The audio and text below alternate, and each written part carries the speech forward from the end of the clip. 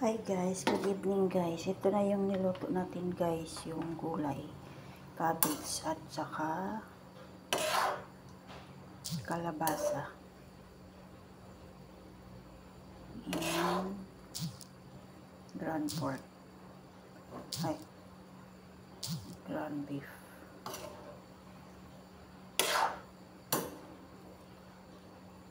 Ayan.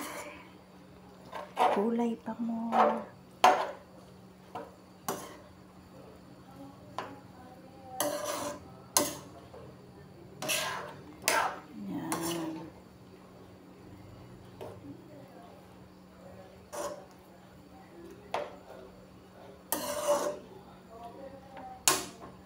Gulay pa more, para tumalino, kain na tayo.